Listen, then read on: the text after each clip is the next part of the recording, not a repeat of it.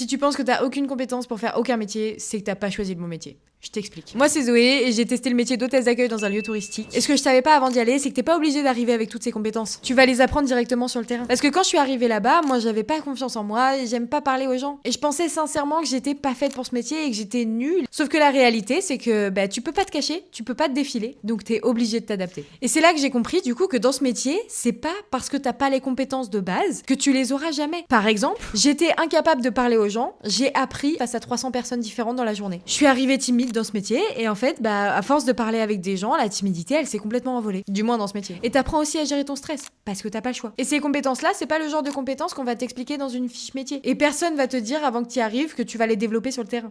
À part moi. Et du coup, je suis contente d'avoir fait ce métier parce que je suis ressortie avec des compétences que je pensais pas vraiment développer. Mon avis, techniquement, on s'en fout. La question, c'est est-ce que toi, tu pensais que ça se passait comme ça? Bref, on se retrouve plus tard pour une nouvelle vidéo, donc abonne-toi pour rien louper. Bisous!